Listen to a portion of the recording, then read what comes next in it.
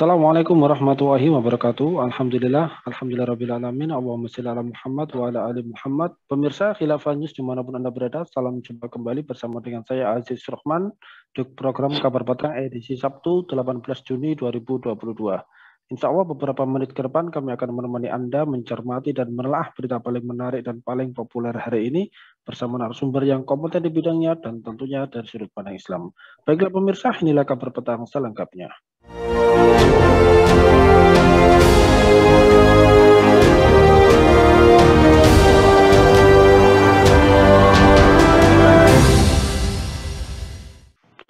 Pemirsa, kerangka ekonomi Indo-Pasifik atau Indo-Pacific Economic Framework (IPEF) resmi diluncurkan secara virtual Senin 23 Mei 2022.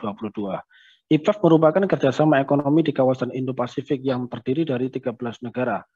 Ke-13 negara tersebut adalah Amerika Serikat, Australia, Brunei Darussalam, Filipina, India, Indonesia, Jepang, Republik Korea, Malaysia, Selandia Baru, Singapura, Thailand, dan Vietnam.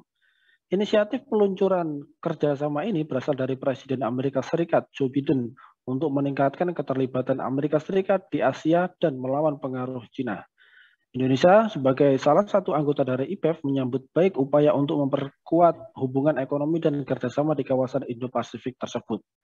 Nah, pemirsa melihat dan mencermati hal tersebut, kira-kira apa saja yang akan dilakukan oleh IPEF, apa tujuan IPEF, dan apa dampaknya bila Indonesia bergabung dengan IPEF di sana?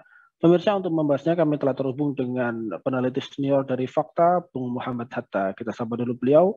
Assalamualaikum warahmatullahi wabarakatuh, Bung Hatta. Waalaikumsalam warahmatullahi wabarakatuh. Alhamdulillah, ini bagaimana nih kabarnya Bung Hatta? Sehat, Bung? Alhamdulillah, sehat. Alhamdulillah, baik. Langsung saja ini, Bung, menyikapi terkait dengan IPEF yang diinisiatif oleh Presiden Amerika Joe Biden. Ini kan sebagaimana kita ketahui ya, Joe Biden sudah mengumumkan ada 13 negara yang akan bergabung dengan Aliansi Perdagangan Asia Pasifik atau Pasifik ya, atau Indo-Pacific Economic Framework (IPEF), alias kerangka ekonomi Indo-Pasifik.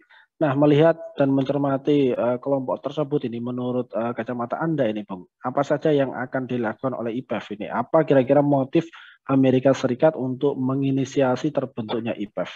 Mohon pencerahannya. Ya, bismillahirrahmanirrahim. Assalamualaikum warahmatullahi wabarakatuh. Indonesia Pacific Economic Framework, ya. Ini sebenarnya kalau dalam kacamata ekonomi internasional sebenarnya bicara tentang integrasi dan kerjasama ekonomi, ya. Jadi dalam domain integrasi dan kerjasama ekonomi. Nah, integrasi dan kerjasama ekonomi ini itu berdiri di atas asumsi bahwa dunia itu, negara-negara di dunia itu saling yang disebut dengan interdependensi, saling bergantung, ya, interdependensi. Jadi lawannya adalah dependensi, ya, keterikatan. Nah, karena ada saling interdependensi itu, ketergantungan itu, maka dibentuklah yang namanya integrasi ekonomi. Integrasi ekonomi ini itu kemudian berwujud dalam bentuk nama-nama atau sejumlah kerjasama, ya, istilahnya. Sebelum Indonesia Pacific Economic Framework ini kan itu ada namanya Regional Comprehensive Economic Partnership, gitu ya. Nah, itu kerjasama dan integrasi ekonomi juga, gitu ya. Sebelumnya juga ada namanya Trans-Pacific Partnership. Jadi ada sejumlah target. Namun dari target-target dari sejumlah kerjasama dan integrasi ini itu sebenarnya sama, gitu ya. Sebenarnya sama. Yakni apa? Yakni dalam rangka kemudian membuka sejumlah hambatan yang menghambat arus dagang, baik itu barang dan jasa maupun dari sisi investasi. Ya. Jadi menghapus atau mengeliminir atau mengurangi, ya, sejumlah barrier dari investasi dan arus barang dan jasa tadi. Nah, itu nampak di dalam Indonesia Indo-Pacific Economic Framework ini. Nah, ini nampak di sini, misalnya berkaitan dengan mereka itu kan punya 4 pilar ya, Indo-Pacific Economic Framework ini. Ada 4 pilar. Yang pertama adalah connected economy, ekonomi yang keterkaitan ekonomi. Nah, keterkaitan ekonomi bicara tentang arus barang dan jasa, terutama juga berkaitan dengan e-commerce, perdagangan online ya, perdagangan online. Terus yang kedua dari sisi pilar yang kedua, jadi Indo-Pacific Economic Framework ini itu ada pilar yang kedua, jadi semuanya dalam 4 pilar. Pilar yang kedua adalah resilient economy, ekonomi yang kokoh gitu ya, ekonomi yang kokoh. Ini bicara tentang supply chain ya, rantai pasokan. Jadi ketika ekonomi satu negara dengan negara yang lain dipandang saling interdependen, saling bergantung, maka kemudian perlu ada semacam keterkaitan ekonomi yang terhubung dan itu bersifat stabil dalam jangka panjang. Maka dibentuklah namanya resilient economy. Jadi supply chain satu negara yang lain itu saling tersambung dan dalam jangka waktu yang panjang. Tidak seperti sekarang yang kemudian hancur dianggap gitu ya. Nah, yang ketiga adalah clean economy. Ekonomi bersih ini biasa ya, berkaitan dengan isu lingkungan yang begitu rusak parah. Maka kemudian dimunculkan adalah clean economy. Yang kelima adalah fair economy. Yang keempat adalah fair economy ya, atau keadilan ekonomi. Keadilan ekonomi bicara tentang keterbukaan masalah dana dari sebuah negara regional ya ke negara lain yang itu kemudian ilegal gitu ya, sehingga ini perlu dikenakan pajak termasuk soal korupsi, bicara tentang keadilan ekonomi. Jadi ada 4 pilar itu di dalam IPEF ini atau Indo-Pacific Economic Framework ini. Nah, ini sebenarnya mirip, sangat-sangat mirip ya dengan yang namanya regional Comprehensive Economic Partnership yang digagas sebelumnya gitu ya, yang sebelumnya itu yang kemudian terdiri dari beberapa negara, sekitar 15 negara, lebih banyak jumlah negaranya dibandingkan dengan IPEF ini gitu ya.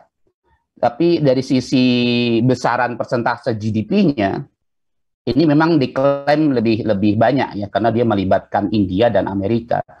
Kalau yang di Regional Comprehensive Economic Partnership itu kan yang terbesar adalah Cina ya, Cina. Jadi ini kalau ini memang ini belum resmi ya, belum secara resmi kemudian disepakati, kemungkinan nanti di bulan 2023 sekitar bulan November baru kemudian ada kesepakatan tentang ini. Ini sekitar 40% dari total GDP dunia ya. Jadi melebihi atau mengalahkan namanya yang kemarin Regional Comprehensive Economic Partnership itu. Jadi seperti itu. Jadi dari sisi agenda kurang lebih sama ya. Intinya adalah ingin meliberalisasi arus investasi barang dan jasa. Hanya saja nanti dari sisi siapa pemain utamanya, siapa pemain bangku cadangan, kira-kira begitu ya. Intinya begitu. Ya, baik Bung. Lantas kemudian kalau melihat perkembangan ekonomi dunia, terutama di kawasan Indo-Pasifik, apakah kerangka Indo-Pasifik yang digagas oleh Joe Biden selaku Presiden Amerika Serikat ini juga salah satu upayanya untuk mendominasi kawasan multilateral di Pasifik dan Asia Tenggara, dan juga untuk membentengi proyek BRI dari Cina yang beberapa tahun ini sudah digalakkan? Atau seperti apa ini Anda melihatnya? Iya, tampaknya demikian ya. Setelah sebelumnya kan Amerika itu kan punya punya sejumlah perjanjian juga ya, kerjasama ekonomi yang disebut dengan Trans-Pacific Partnership ya. Yeah. Atau disebut juga dengan Comprehensive and Progressive Agreement ya, Trans-Pacific Partnership. Itu sebelumnya ya, tapi kemudian Amerika menarik diri dari itu dan beberapa tahun kemudian tidak ada kerjasama dan perjanjian ini, muncullah kemudian yang digagas oleh Biden ini ya, di bulan Oktober 2021 kemarin. Nah, saya pikir ini adalah memang langkah nyata untuk bagi Amerika untuk memagari atau ya memberikan semacam tandingan ya bagi Cina di dalam perjanjian yang disebut dengan Regional Comprehensive Economic Partnership tadi yang sebelumnya gitu ya. Dan dari segi negaranya juga sama gitu ya, negara ASEAN gitu ya. Negara ASEAN di sana ada Brunei, Indonesia, Malaysia, Filipina, Singapura, Thailand, dan Vietnam. Yang tidak hadir di dalam Indo-Pacific Economic Framework ini, yang tidak ada di negara ASEAN itu adalah Myanmar, Laos, dan Kamboja. Ya. Dan kita tahu katanya si Myanmar ini belum masuk karena urusan masalah HAM ya, pelanggaran HAM. Laos dan Kamboja ini tampaknya lebih kepada kutubnya Cina ya. Jadi makanya kemudian salah satu poin yang kemudian dikritik oleh negara-negara yang hadir di dalam Indo-Pasifik ini itu adalah inklusivitasnya gitu ya. Jadi tidak melibatkan negara-negara lain yang itu adalah memiliki haluan politik yang lebih ke arah ke Cina gitu ya. Jadi saya pikir ini memang bagian dari cara Amerika untuk memagari ya agar Cina itu tidak begitu lebih jauh ya dalam upayanya untuk mempengaruhi negara-negara kawasan Indo-Pasifik ya, Indo-Pasifik. Saya pikir begitu. Ya, baik. Dengan dicetuskannya ide ini oleh Joe Biden, ini kan Indonesia juga menyambut baik ya. Bahkan sudah ikut ya di dalam salah satu anggota dari IPEF sendiri. Nah, kalau Anda melihat terkait dari Indonesia sendiri dengan adanya IPEF ini, apakah Indonesia nantinya bisa diuntungkan dalam kerjasama tersebut atau justru sebaliknya ini menurut Anda? Ya, kerjasama ekonomi atau integrasi ekonomi dalam bentuk beberapa perjanjian, kesepakatan tadi, itu kami sudah menyinggung bahwa ada semacam mitos gitu ya, bahwa satu negara dengan negara yang lain itu adalah interdependensi, saling bergantung. Namun kami melihat ini adalah bentuk dependensi ya. Kami melihat ini adalah bentuk dependensi atau apa? Keterikatan atau bahasa tegasnya adalah keterjajahan sebuah negara, ekonomi sebuah negara ya, dalam perjanjian tadi. Karena ada beberapa pilihan di antara mereka, ya, di antara negara-negara yang itu adalah negara-negara berkembang, negara-negara kecil ya. Kalau mereka tidak ikut, mereka terkucilkan, mereka ikut juga memiliki manfaat yang sangat kecil gitu ya, kalaupun dikatakan ada manfaatnya gitu ya. Kenapa demikian? Karena kami memandang kerjasama perjanjian yang ada yang dalam bentuk Regional Comprehensive Indo-Pacific Economic Framework itu, kami memandang itu adalah bagian dari neomerkantilisme ya. Neomerkantilisme itu adalah sebuah negara besar gitu ya. Kalau kita berkaca kepada merkantilisme ya, merkantilisme itu adalah sebuah negara besar kemudian menjual gitu ya, menjual barang-barang yang jadi ya, barang-barang jadi dengan sudah diolah ya, kemudian dijual dengan harga mahal ke sebuah negara koloni gitu ya. Dan dari mana bahan mentah yang kemudian untuk membuat barang tadi? Dari negara-negara koloni tadi. Negara koloni A, koloni B kepada negara induknya, negara yang besar tadi itu dilarang langsung melakukan transaksi. Jadi sepenuhnya adalah memang yang mendapatkan keuntungan besar adalah negara induk dari yang melakukan merkantilisme tadi. Jadi inilah yang kami lihat nampak dalam perjanjian-perjanjian perdagangan yang ada, ya, agreement yang ada. Jadi hanya saja kan dibuat semacam ada sedikit menghaluskan gitu ya, dari merkantilisme klasik itu ya. Makanya saya sebutkan neo-merkantilisme. Ya, menghaluskan itu dari sisi mana? Menghaluskan misalnya di dalam perjanjian itu ya negara satu dengan yang lainnya itu bisa saling bertransaksi. Namun sebenarnya yang paling mendapatkan keuntungan gitu ya, yang paling banyak mendapatkan benefit manfaat itu atau jarahan bahasa tegas itu adalah negara-negara induk tadi, gitu ya, negara-negara induk tadi. Kenapa? Itu bisa kita lihat dari teori sederhana yang disebut dengan teori fungsi produksi. Fungsi produksi itu kan mengajarkan kepada kita apa? Yang namanya hubungan antara output dan input. Ya. Output itu didukung oleh input. Inputnya apa? Modal, labor, tenaga kerja, resources, dan teknologi. Negara-negara berkembang, negara-negara kecil yang ada, koloni-koloni itu dalam bentuk merkantilisme, itu hanya unggul dari sisi labor, tenaga kerja, ya, jumlah tenaga kerja yang banyak, bukan dari sisi kualitas skill-nya, gitu ya. Terus yang kedua adalah resources, sumber daya alam. Nah, bagaimana kemudian negara-negara maju ini bisa mengakses labor, tenaga kerja yang banyak melimpah ruah, termasuk kemudian jumlah penduduk yang banyak tadi, termasuk sumber daya alamnya, dengan liberalisasi. Liberalisasi itu ada dalam namanya agreement. Agreement ini dalam bentuk tadi.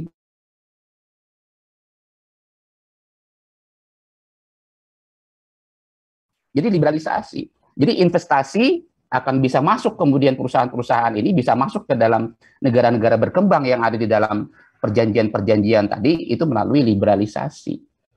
Jadi siapa yang diuntungkan? Yang diuntungkan adalah negara-negara maju karena mereka unggul dari sisi input yang namanya capital, modal, dan teknologi, gitu ya. Belum lagi dari sisi misalnya labor, tenaga kerja yang skillnya lebih memiliki skill yang lebih tinggi. Jadi mereka mengekspor barang yang memiliki nilai tinggi ya kepada negara-negara berkembang dan dijual dengan mahal. Sementara mereka mendapatkan atau mengimpor barang yang lebih murah ya. Mengimpor barang-barang yang lebih murah dalam bentuk misalnya adalah barang-barang bahan baku mentah, misalnya kayak batu bara gitu ya, minyak dan seterusnya. Jadi yang diuntungkan adalah negara-negara maju. Nah, dalam hal ini kami punya data. Misalnya Indonesia itu selama kurun waktu dalam beberapa tahun terakhir misalnya, Indonesia punya misalnya ya penanaman modal asing ya yang disebut dengan foreign direct investment itu ya. Dalam 5 tahun terakhir 2005 sampai 2019 misalnya itu bertambah sekitar 148 miliar US dollar. 148 miliar US dollar, lebih tinggi dibandingkan 5 tahun sebelumnya 2010-2014 sekitar 117,4 miliar US dollar. Tetapi apa? Tetapi dari sisi tingkat pengangguran terbuka itu berkurangnya di tahun 2015-2019 itu hanya minus 0,9%. Padahal 5 tahun sebelumnya 2010-2014 itu minus 1,2% tingkat pengangguran terbuka. Artinya apa? Artinya penanaman modal asing yang kemudian diwadahi oleh perjanjian-perjanjian ekonomi tadi itu tidak memberikan banyak manfaat bagi Indonesia. Yang ada adalah apa? Kerusakan lingkungan, sumber daya alam habis. Jadi seperti itu. Belum lagi nanti bicara tentang sumber daya alamnya dibayar pakai apa? Kita emasnya ditarik gitu ya, dikuras, sementara kita dikasih sama kertas. Jadi yang diuntungkan ya negara-negara maju ya. Kalau dengan pendekatan sederhana tadi input dan output. Saya pikir begitu.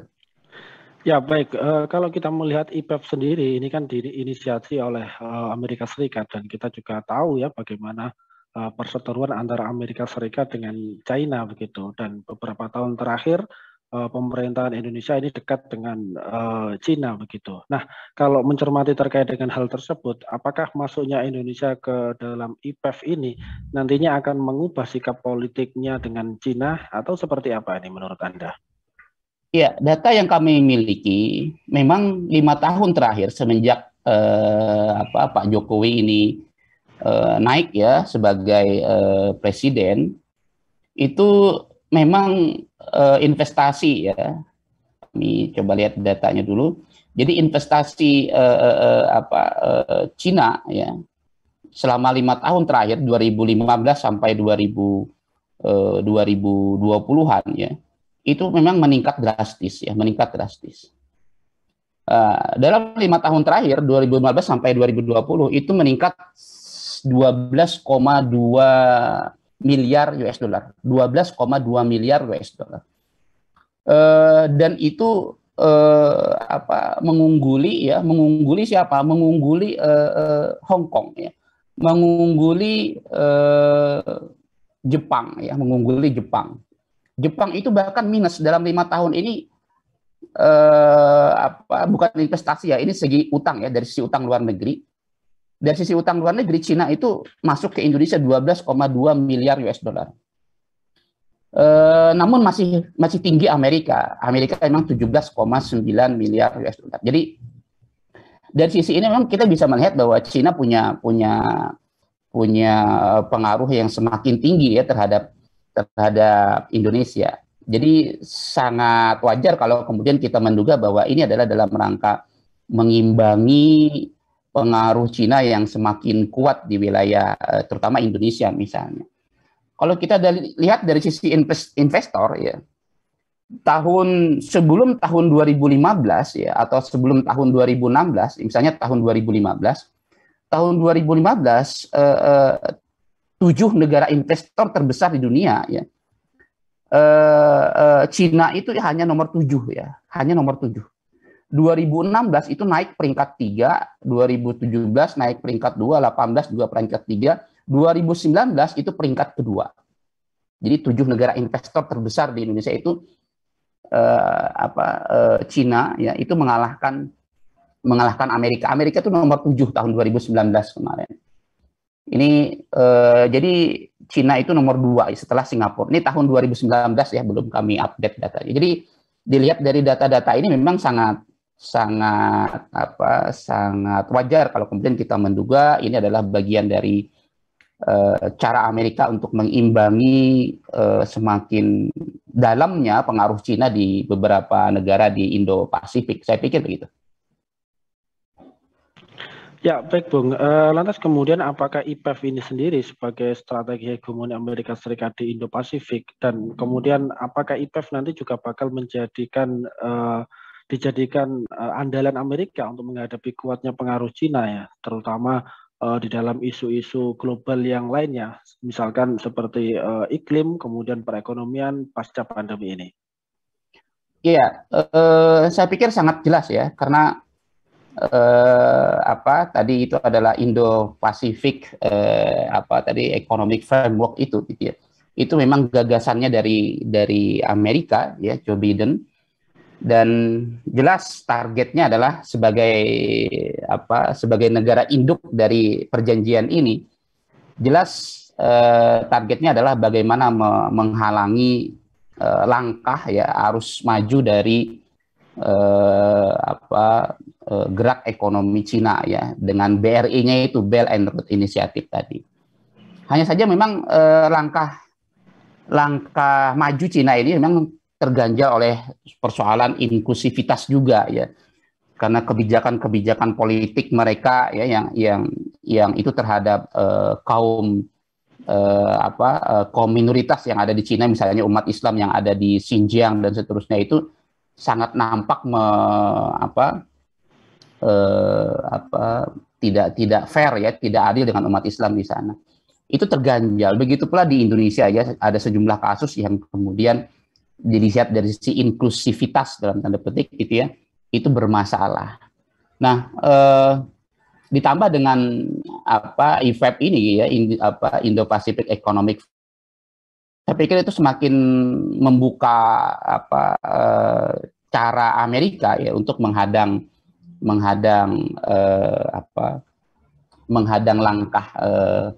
langkah Cina. Apalagi tadi kalau kita lihat pemainnya ya, dari 13 pemain atau 13 orang atau 13 negara yang ada yang ikut serta di dalam perjanjian ini, itu adalah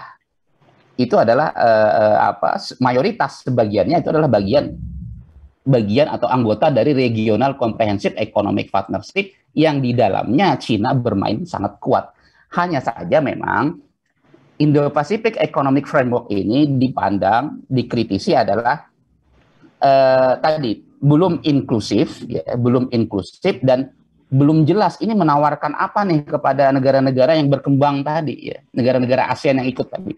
Ini menawarkan apa? Sementara Amerika sendiri itu relatif tidak mau membuka pasarnya gitu ya. Relatif tidak mau membuka pasarnya. Padahal yang namanya perjanjian perdagangan bebas adalah membuka pasar ekonomi dari negara tersebut gitu. Jadi ada masih kegamangan ya, ada masih ketidakjelasan yang kemudian ingin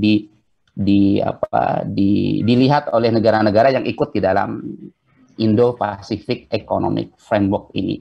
Namun kedepannya memang jelas ini adalah langkah Amerika untuk menghadang gerak laju dari Cina yang tergabung di dalam Regional Comprehensive Economic Partnership. Saya pikir begitu. Ya, baik Bung. Terakhir Bung, ini kalau kita melihat percaturan ekonomi dunia, terus kemudian politik juga, apalagi di kawasan Indo-Pasifik, kita lihat ada Amerika, juga ada China. Lah, sebagai sebuah negara Muslim atau negeri kaum Muslimin terbesar di dunia, ini kira-kira apa ini? Apa yang harus ditempuh oleh Indonesia dan dunia Muslim ya, agar tidak dalam tanda petik tersandra begitu dengan tekanan politik dan ekonomi dunia, misalkan dari Cina dan Amerika. Ini kita harus melakukan apa ini, Bung Hatta? Iya, bicara tentang independensi, ya, kemerdekaan, kemandirian ekonomi, ya, maka bicara tentang dua hal, bicara tentang personnya, who, ya, siapa yang menjalankan dari tata kelola tadi, dan bicara tentang how, bagaimana tata kelola tadi dijalankan. Bicara tentang siapa yang menjalankan tentu datang dari orang-orang yang amanah, datang dari orang-orang yang memiliki sikap jujur, ya, bersih gitu ya, tidak ada masa lalu yang membuat dirinya negatif gitu ya. Nah, dan tidak kalah pentingnya lagi adalah bagaimana kemudian ekonomi tadi dikelola, ya, ekonomi negara tadi dikelola. Apakah dengan sistem yang kemudian sistem yang menjamin kemerdekaan atau sistem itu datang dari penjajah gitu ya. Dalam konteks Indonesia misalnya, sistem yang digunakan adalah sistem ekonomi kapitalisme meskipun dikatakan campuran, ya dominannya adalah arah kapitalisme ya. Campurannya sosialisme sebenarnya tidak begitu banyak teori sosialisme. Sosialisme itu tidak begitu banyak ya dari sisi idenya gitu ya. Jadi yang lebih banyak memang 99% kita kapitalis ya. Bahkan Kwik Tiangi mengatakan dalam salah satu tulisannya mengatakan Indonesia ini lebih kapitalisme daripada Amerika begitu. Jadi berkaitan dengan sistem ya, tata kelolanya. Tata kelola bagaimana ekonomi tadi dikelola. Itu yang kemudian bisa menjamin ya kemandirian dan independensi kemerdekaan sebuah negara, sistem. Karena dengan sistem itulah yang kemudian membuka peluang intervensi asing tadi. Sebagai contoh misalnya, kalau dari sisi investasi itu kan investasi asing itu masuk ke Indonesia pakai apa? Dengan mekanisme apa? Dengan pakai riba. Ya. Siapa yang bisa menawarkan bunga sebesar mungkin, gitu ya, mereka akan masuk. Tetapi kalau kemudian bunganya kecil, mereka akan lari.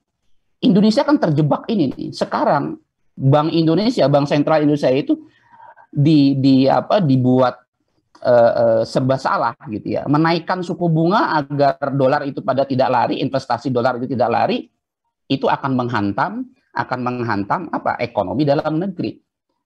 Tapi kalau kemudian bunga tidak dinaikkan, apa yang terjadi? Dolar pada lari, rupiah nanti akan anjlok. Inilah yang terjadi. Jadi sistem ekonomi dalam konteks adalah sistem moneter yang ribawi, yang notabene datang dari kapitalisme, itu akan meniscayakan keterjajahan ekonomi. Yang kita lakukan terus-menerus seperti ini kan. Kita hanya bisa mengulur waktu, mencari alternatif yang tidak jelas independensinya. Itu.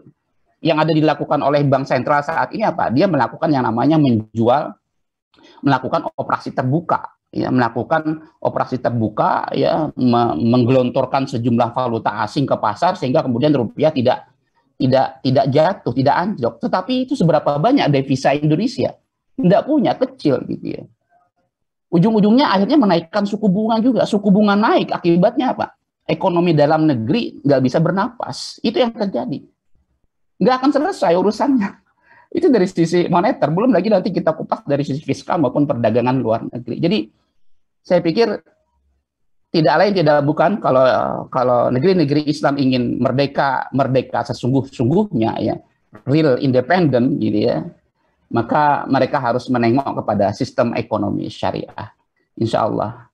Belum lagi nanti bicara tentang US dollar itu ya, 99% misalnya impor Indonesia ini kan impor migas, oil and gas, energinya itu pakai dolar tuh. Padahal yang namanya dolar itu kan yang berhak mencetak siapa? Ya Amerika. Berarti dengan begitu gampang misalnya Amerika itu membeli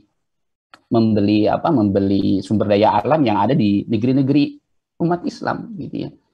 Jadi saya pikir inilah bentuk keterjajahan yang paling real yang tidak akan bisa kita lepaskan kecuali kita keluar dari sistem yang membelenggu kita itu ya.